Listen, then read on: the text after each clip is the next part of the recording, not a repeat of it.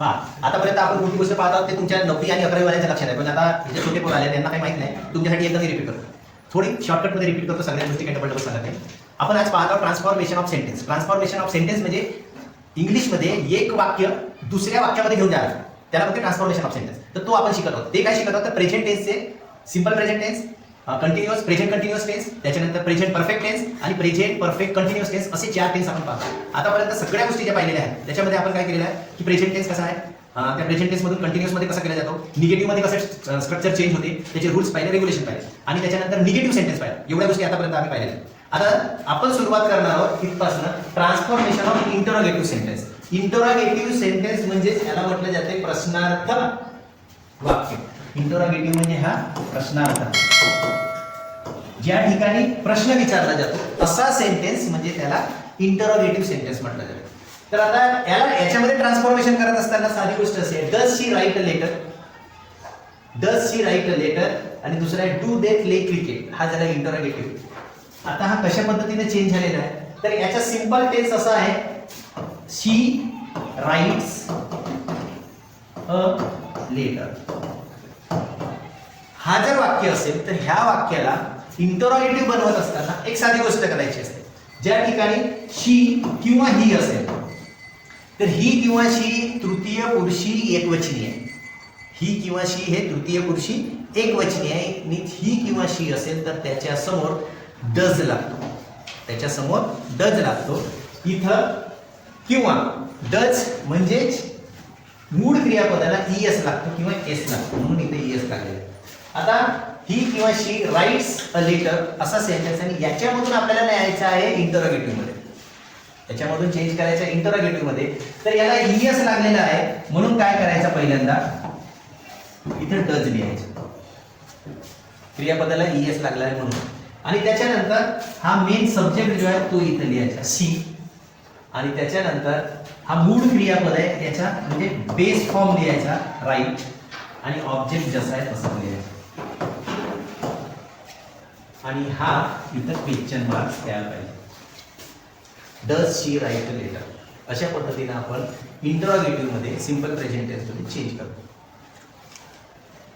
ही step लक्षात ठेवायची. Okay. आता दुसरा आहे present continuous structure. Present continuous structure म्हणजे रचना. याच्यामध्ये काय काय गोष्टी राहील तर सगळ्यात पहिल्यांदा सब्जेक्ट राहील, सब्जेक्टच्या नंतर is am R to be चे क्रियापद, याला टू बी चे क्रियापद म्हणतात. पहिल्यांदा राहील सब्जेक्ट, हा स्ट्रक्चर लिहून ठेवायचा आहे. Subject plus is am are पैकी एक, ते B1. B1 म्हणजे क्रियापदाचे मूळ रूप बेस फॉर्म, आणि त्याच्यानंतर त्याला ING लागेल. ING लागल्यानंतर नंतर ऑब्जेक्ट म्हणजे त्याला आपण कर्म म्हणू, तोडण्याच्या वेळेस. हा झाला स्ट्रक्चर. हा स्ट्रक्चर कशासाठी आहे, प्रेझेंट कंटिन्युअस टेन्स आहे. आता कंटिन्युअसचा अर्थ असं होतं चालू.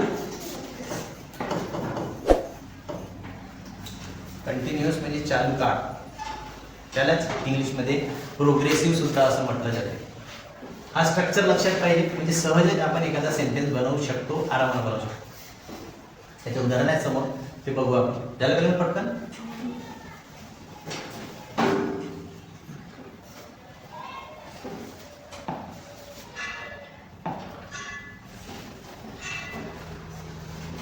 चालू वर्तमान काळाचे उपयोग काय आहे. पहिली गोष्ट आहे ऍक्शन हॅपनिंग नाव. चालू वर्तमान काळ आहे म्हणजे आपण नेहमीचा आपला घेतलेला I am eating a mango, म्हणजे आय आहे, मी आहे, सब्जेक्ट आहे, आणि इकडे मँगो आहे. इकडे आय आहे म्हणजे सब्जेक्ट आहे, आणि इकडे मँगो म्हणजे ऑब्जेक्ट आहे. पण त्याच्यावर जर ऍक्शन होत नसेल तर तो संपणार नाही. आंबा खाल्ल्याशिवाय आंबा संपत नाही, आणि म्हणून इतर I am eating a mango, मी आंबा खात आहे. प्रोसेस कशी आहे, चालू आहे. म्हणजे त्याने जी सुरुवात केलेली आंबा खायला, तर अजून काही त्याचा आंबा संपत नाही, म्हणजे तो खातच आहे. ज्या वेळेस त्याचा आंबा संपेल त्यावेळेस ती ऍक्शन परफेक्ट होऊन जाईल, म्हणजे कंप्लीट होईल, तो परफेक्ट मध्ये जाईल. आता सध्या I am eating a mango म्हणजे ऍक्शन हॅपनिंग साठी याचा वापर केला जातो कंटिन्युअस टेन्सचा. आणि दुसरी टेम्पररी ऍक्शन, टेम्पररी ऍक्शन असेल तिथं सुद्धा याचा वापर केला जातो. अजून एक महत्वाची गोष्ट आहे, अजून एक महत्वाचा कोणता आहे की नजीकच्या भविष्यकाळ जेव्हा वापरला जातो, नजीकच्या भविष्यकाळ, त्यावेळी सुद्धा या प्रेझेंट कंटिन्युअस टेन्सचा वापर केला जातो. जसं I am going to be a doctor, मी डॉक्टर बनणार आहे, अशा पद्धतीनं तो सेंटेन्स वापरला जातो. ह्या दोन गोष्टी. आता नेक्स्ट आहे एक त्याचं एक्झाम्पल पाहू आपण present continuous. I am teaching grammar. Example, I am teaching grammar. They are playing football. काय काय या स्ट्रक्चर मध्ये आपण पाहिलं होतं की या स्ट्रक्चर मध्ये काय गोष्ट आलेली पाहिजे. सगळ्यात पहिले दे म्हणजे हा सब्जेक्ट आहे, त्याच्यानंतर आर हा टू बीचे क्रियापद आहे. तीन पैकी एक वापरायचा असतो इथं, एम, इज आणि आर. आता एम केव्हा वापरायचा असतो, एम केव्हा वापरायचा असतो, जर इथं आय असेल तर त्याच्यासमोर एम लागेल, आय असेल तर त्याच्यासमोर एम लागेल, ही असेल तर किंवा शी असेल तर त्याच्यासमोर इज लागेल, आणि अनेक वचन असेल, एकापेक्षा जास्त असेल, फॉर एक्झाम्पल दे आहे तर त्याच्यासमोर आर लागेल. आणि म्हणून इथं दे आर टू बीचे क्रियापद, त्याच्यानंतर हा play V1 plus ING plus object. हा झाला याचा स्ट्रक्चर तयार, आणि त्या स्ट्रक्चरनुसार हा सेंटेन्स इथं लिहिलेला आहे. याला म्हणतात प्रेझेंट कंटिन्युअस टेन्स. इथं कसं बघा, आय एम टीचिंग ग्रामर. आता जे तुम्ही करताय, आय एम टीचिंग ग्रामर, मी काय शिकत आहे, ग्रामर शिकत आहे. त्याच्यानंतर दे आर प्लेइंग फुटबॉल, ते क्रिकेट खेळत आहे, ते क्रिकेट खेळत आहे. प्रोसेस कशी चालू आहे. आता तुम्ही तिथे व्हॉलीबॉल खेळताय, तुम्ही काय म्हणाल, we are playing volleyball, they are playing volleyball, they are playing kabaddi, they are playing football. Process चालू असेल तर. पण फुटबॉल खेळून झाला, दे प्लेड फुटबॉल, त्यांनी फुटबॉल खेळला. ही झाली कंटिन्युअस ऍक्शन. कोणती कंटिन्युअस ऍक्शन, जसं आता तुम्ही जेवण करत असेल नाही का, मित्राला काय करत आहे, मी जेवण करत आहे. आता तुम्ही समजा अभ्यास करत आहे आणि दुसरा कोणी डिस्टर्ब करायला तुम्हाला आला, तू काय करत आहेस, मी अभ्यास करत आहे. मग तो म्हणते माहीत आहे खूपच हुशार आहे, पण त्याच्या गोष्टी ऐकायच्या नाही. अभ्यास आपल्याला करायचा आहे आणि करणेचे आहे. मी अभ्यास करत आहे, कोणता काळ झाला, चालू वर्तमान काळ, म्हणजे प्रेझेंट कंटिन्युअस टेन्स. जिथे ऍक्शन चालू आहे तो कंटिन्युअस टेन्स. दुसरा, याच्यात निगेटिव्ह कसा करायचा, transformation of negative continuous tense. जसं पहा, I am not teaching grammar, मी व्याकरण शिकवत नाही. आता काय चेंज होत आहे याच्यामध्ये, काही मोठा चेंज झालेला नाही आहे.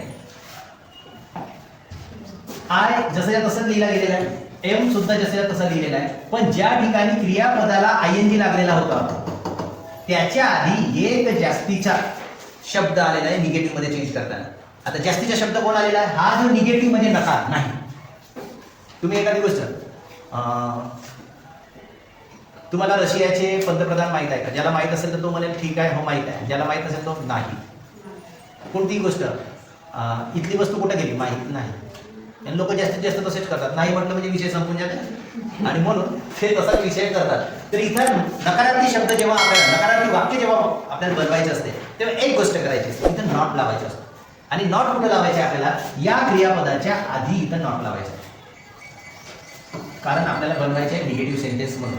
निगेटिव्ह सेंटेन्स बनवायचे म्हणून नॉट लावायचं आहे. मग I am not teaching grammar. मग अशी काय होतं, आय एम टीचिंग ग्रामर, मी ग्रामर शिकत आहे. आणि इथं I am not teaching grammar, मी ग्रामर शिकत नाही. एका नॉट मध्ये एवढा दम आहे की तो त्या माणसालाच मागे घेऊन जातो. मी शिकत नाही, मी जेवण करत आहे, मग मी जेवण करत नाही, ज्या उपाशी मी नाही म्हटलं मी जेवण करत नाही. एका नॉट मध्ये किती दम आहे. मी रोज शाळेत जाणार किंवा मी रोज शाळेत जातो, त्याच्यामध्ये सकारात्मक पण आहे, पॉझिटिव्हनेस आहे. जर एखाद्याने म्हटलं की मी रोज शाळेत जात नाही, रोज बँड वाजणीच आहे. म्हणजे एका नॉट मध्ये काय होते. आता घरी समजा मम्मीने तुम्हाला एखादं काम सांगितलं, कजा 2 किलो किंवा 1 किलो साखर घेऊन आणशील, मी जात नाही, गमेल कर. एक नॉट वापरता बरोबर, म्हणजे मम्मीला नाही म्हणून पाहा तुम्ही. मग घरचे बेलन बिलन कसे बाहेर येतात आणि कसे तांडव करतात ते, होते नाही जातो आणि असंच सुरू होतं. म्हणजे नॉट मध्ये किती पावर आहे. तर इथं निगेटिव्ह सेंटेन्स करत असताना नॉटचा वापर करावा लागतो. दुसरा, ट्रान्सफॉर्मेशन. आता क्वेश्चन, प्रश्नार्थक वाक्य बनवायचे, प्रश्न बनवायचे. प्रश्न, आर यू लर्निंग ग्रामर, हा प्रश्नार्थक वाक्य. याच्यासाठी आपल्याला सुरुवातीला टू बीच्या क्रियापदानं त्याची सुरुवात करावी लागते. Are you learning grammar? तू ग्रामर शिकत आहेस? त्याचं उत्तर एक यस. ज्याला समजत असेल तो म्हणत यस, ज्याला are you learning grammar? Yes शिकत असेल तर एस म्हणेल. हा क्वेश्चन मार्क आहे, म्हणजे प्रश्नार्थक चिन्ह त्या पद्धतीनं वाक्य तयार करता येईल. आता याच्यामधल्या एखाद्या वाक्यात इरर काय असते? इरर म्हणजे चुका. मगाशी बोलताना मी बोललो होतो की आपल्याला फाइंड द इरर असा येतो शब्द, म्हणजे क्वेश्चन फाइंड द इरर, चुका शोधा आणि चुका दुरुस्त करून द्या. आता याच्यावरचं एक उदाहरण देतो. चुका काढणे सोपी गोष्ट असते, चुका काढणे सोपी गोष्ट असते, पण चुका दुरुस्त करणे फार कठीण गोष्ट असते. एक सुंदर असा पेंटर होता, जबरदस्त कलाकार होता तो.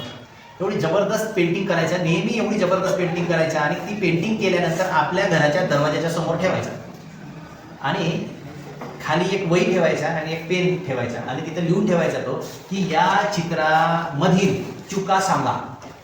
चुका सांगायला सगळेच तयार आहे,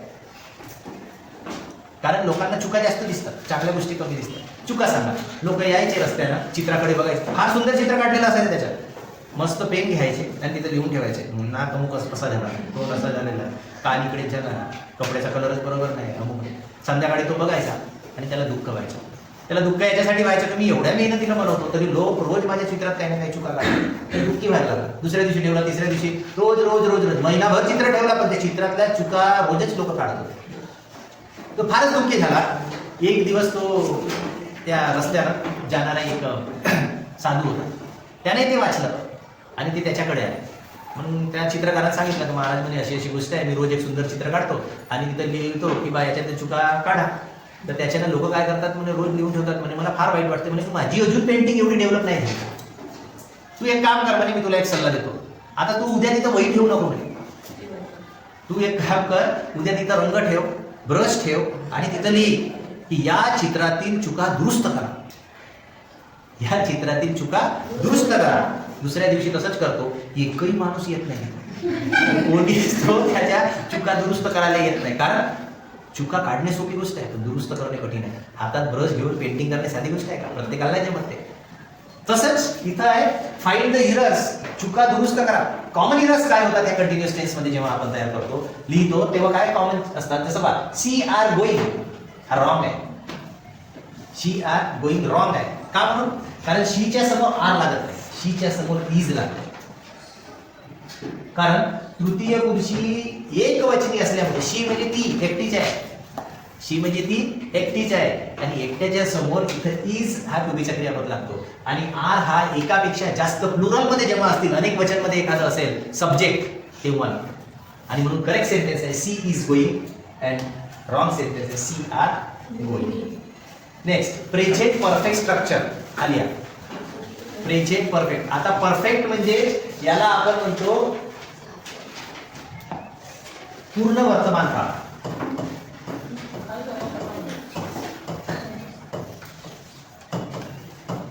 पूर्ण वर्तमान काळ. पूर्ण वर्तमान काळ म्हणजे क्रिया पूर्ण झालेली आहे. आय इट अ मँगो, मी आंबा, I am eating a mango, मी आंबा खात आहे, किंवा I am teaching a grammar, मी ग्रामर शिकत आहे. पण आता ग्रामर, मी ग्रामर शिकलो जस्ट, किंवा मी आंबा खाल्ला, संपला ना आंबा. त्यानं आंबा खाल्ला ना, आंबा राहील का? आंबा संपला.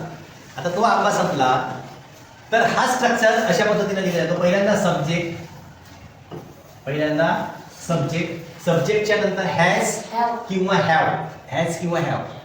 आता तो पण केव्हा वापरला जातो? हॅज किंवा तृतीय पुरुषी एकवचनी असेल तर हॅज, तृतीय पुरुषी एकवचनी असेल तर हॅज, आणि सिंग्युलर असेल तर त्यावेळेस किंवा दे हॅव, आय हॅव त्याच्या समोर लागतो. त्याच्यानंतर V3 म्हणजे क्रियापदाचे तिसरे रूप, थर्ड फॉर्म, थर्ड फॉर्म, आणि नंतर ऑब्जेक्ट. आता क्रियापदाचे तिसरे रूप म्हणजे V1, जसं वर्क हा शब्द आहे वर्क, तर याचा V2 होतो वर्क,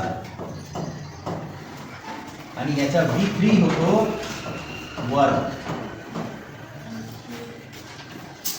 तर हा V3 वापरायचा असतो इथं क्रियापदाचे तिसरे रूप. तर आपल्याला हे तीनही रूप माहित पाहिजे. आपल्याला आपलेच रूप माहित नाही. आपण क्रियापदाचे काय रूप लक्षात ठेवतो? बरेचसे आहेत, आपलाच रूप आपल्याला माहित नाही. मी कोण आहे आम्हालाच माहिती नाही समजा. ते पाठ व्हायला पाहिजे हे सगळे. आणि याचे हे क्रियापद आहे तिसरे रूप असा एक फॉर्मॅटच बनवायचा बढियापैकी. जसं go, went, gone, run, ran, run. हे गंमत आहे का? कम. हा एवढी जादू आहे याच्यात. मांडळशाळा जादूची सारख्या याच्यातही जादू आहे. कम याचा सेकंड फॉर्म कम. कम नाही होत सेकंड फॉर्म केम. कम, केम आणि तिसरा पुन्हा जैसे थे कम.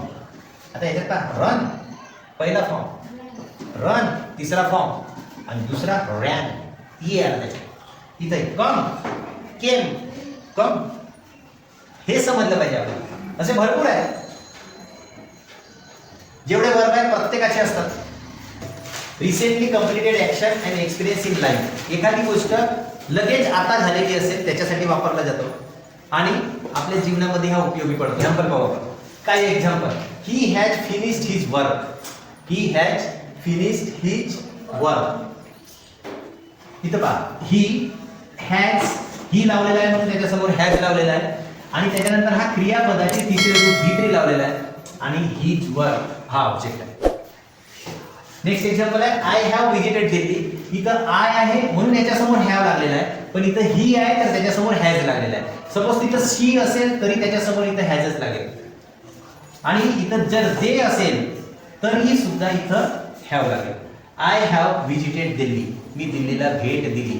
नुकतीच भेट दिली असेल तर आपण अशा पद्धतीने ते लिहू शकतो. नेक्स्ट उदाहरण पाहू. याचा निगेटिव्ह कसं करायचं? अरे फक्त नॉट लावायचं. एक्झाम्पल पहा. ही has not finished his work. He has जसंच्या तसं लिहायचं आणि नॉट त्याच्यामध्ये आणून टाकायचं आणि फिनिश्ड हिज वर्क. एक्झाम्पल लिहा पटकन. He has not finished his work.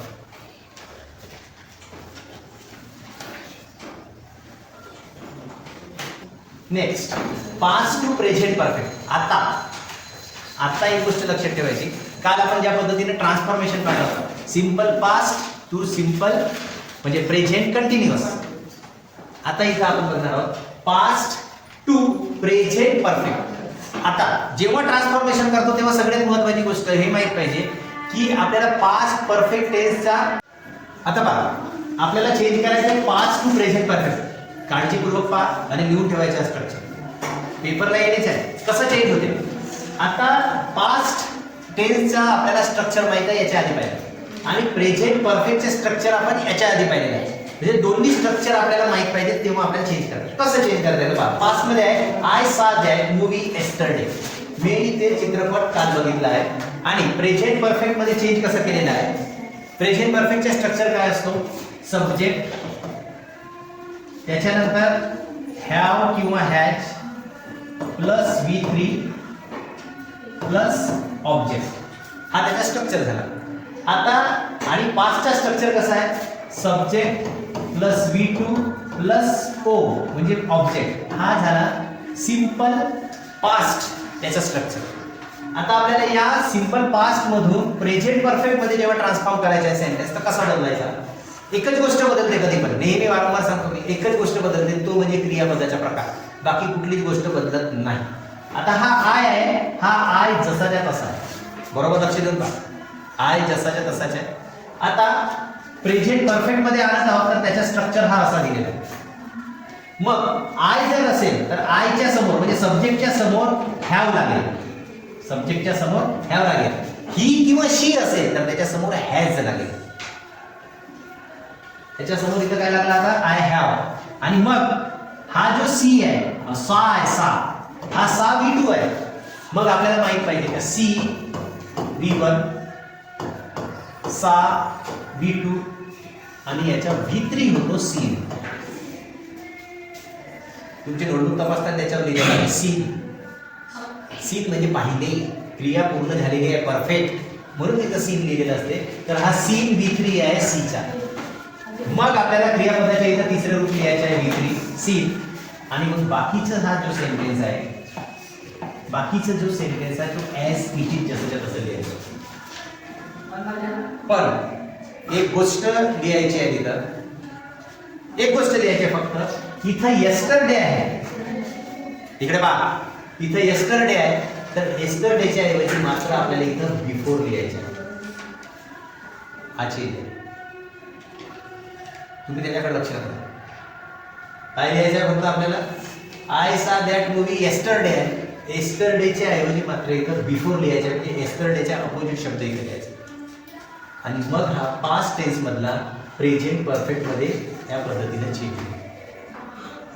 ही एक गोष्ट इथं लक्षात ठेवण्यासारखी. नेक्स्ट उदाहरण. आता याच्यामध्ये सिंगल वर्ड्स कोणकोणते असतात पहा. Already, just, ever, never. Signal words. Signal words आहेत ऑलरेडी, जस्ट, एव्हर, नेव्हर. आता present perfect continuous structure. Last present perfect continuous structure. याच्यामध्ये कोणकोणत्या गोष्टी आहेत? एक आहे परफेक्ट आणि दुसरा आहे कंटिन्युअस. आता कंटिन्युअस जेव्हा असेल तेव्हा क्रियापदाला ING लागतो आणि त्याच्यासमोर टू बीच्या क्रियापद. कोणकोणत्या? सिंपल, प्रेझेंट, म्हणजे प्रेझेंट कंटिन्युअस मध्ये असं लागते. आता आपला याचं स्ट्रक्चर लक्षात ठेवा आणि लिहा. हा याचा स्ट्रक्चर आहे. काय आहे स्ट्रक्चर मध्ये? सब्जेक्ट पहिल्यांदा लिहिला जाईल, त्याच्यानंतर हॅज किंवा हॅव लिहिला जाईल आणि त्याच्यासमोर बीन लिहिले. आता बीन का म्हणून लिहिला जातो? बी, वॉच, बीन. हा सुद्धा B3च्या आहे, बीच्या तिसरा रूप आहे. आणि बीच्या तिसरा रूप याच्यासाठी लिहायचा आहे कारण तो परफेक्ट टेन्स आहे. परफेक्ट टेन्स मध्ये असल्यामुळे subject plus has oblique have be plus V1 plus ING. आता V1 प्लस ING याच्यासाठी वापरायचा आहे कारण हा कंटिन्युअस टेन्स आहे. कंटिन्युअस टेन्स मध्ये आपण V1 प्लस ING वापरतो. V1 म्हणजे क्रियापदाचं पहिलं रूप, मूळ रूप, त्याला ING लावतो आणि त्याच्यानंतर सिन्स हा एक शब्द जास्तीचा लागतो इथं, सिन्स किंवा फॉर, आणि त्याच्यानंतर टाइम. टाइम सांगितलं जाते. याचं उदाहरण आहे समोर पहा. झालं नाही? कशासाठी वापरला जातो? Action started in past and still continue. म्हणजे जसं मी शिकवत आहे, इंग्रजी मी समजा 25 वर्षापासून शिकवत आहे, तर मी मागील 25 वर्षापासून इंग्रजी शिकवत आलेलो आहे. म्हणजे क्रिया केव्हा सुरू झाली? 25 वर्षाच्या आधी सुरू झाली आणि क्रिया संपली का? नाही, क्रिया अजूनही चालू आहे आणि याला म्हणून म्हणतात perfect continuous tense. Perfect continuous tense. याचं एक्झाम्पल पहा. They have been playing for 2 hours. ते 2 तासापासून खेळत आलेले आहेत. आताही खेळत आहेत. काय काय करू नये. आता खेळायला गेलो की आता खेळायला नाही, 2 तास झाले, मग दुसऱ्या दिवस सांगतो सर 2 तासापासून हे खेळत आलेले आहेत, आताही खेळत. हे आहे perfect action, present perfect tense. They have been playing for 2 hours. Then she has been studying since morning. इथं फॉर आणि टू हे जास्तचे शब्द लागतात आणि याच्यानंतर टाइम दाखवलेला असतो. आता शी हॅज बीन स्टडीइंग, ती अभ्यास करत आलेली आहे. केव्हापासून? सकाळपासून. आताही करत. एखादा म्हणेल हा सकाळपासून झोपत आलेला आहे, आताही झोपतात. ऍक्शन पूर्ण झालेली आहे, पास्ट मध्ये सुरू झालेली आहे. ऍक्शन पास्ट मध्ये सुरू झालेली आहे आणि अजूनही सुरू आहे. त्याला म्हणतात perfect continuous tense, present perfect continuous tense. Next, याचा निगेटिव्ह काय होतो? इथेही नॉट लागेल, पण तो नॉट कुठे लागेल? They have not been playing for 2 hours. ते 2 तासापासून खेळत आलेले नाही, तर ते आताच खेळायला. नॉट, दे, सब्जेक्ट, हॅव, ते आहे म्हणून त्याच्यासमोर हॅव, त्याच्यानंतर नॉट आणि त्याच्यानंतर बी म्हणजेच क्रियापदाचे तिसरे रूप, त्याच्यानंतर प्ले, इंक म्हणजे playing, play V1 plus ING, त्याच्यानंतर फॉर आणि नंतर 2 hours म्हणजे टाइम. अशा पद्धतीने हा निगेटिव्हचा स्ट्रक्चर आहे. तर तुम्हाला त्याच्यात एवढे सेंटेन्सेस बनवा लागतील. ओके. आता सिन्स वाईज फॉर ही महत्वाची गोष्ट आहे, लक्षात ठेवा. सिन्स केव्हा वापरायचा आणि फॉर केव्हा वापरायचा हे जास्त महत्वाचे आहे, कारण त्या सेंटेन्स मध्ये सिन्स आणि फॉर लिहायचंच आहे.